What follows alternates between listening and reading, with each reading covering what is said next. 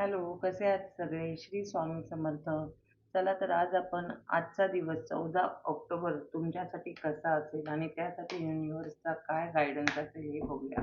तर आजचा दिवस तुमचा कसा असेल बघू आपण.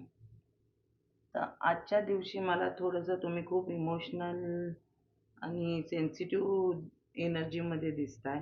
असं दिसतंय की आज कोणाशी तरी तुमचे काहीतरी थोडंसं मिसकम्युनिकेशन होईल कामाच्या ठिकाणी किंवा तुमच्या फ्रेंड्सबरोबर कुणाबरोबर तरी थोडेसे वादविवाद दिसतायत. त्यामुळे तुम्ही खूप डिसहार्टेड फील कराल आणि तुम्ही त्याच झोनमध्ये जरा जाल दिवसभर. त्याच बाबतीत विचार कराल.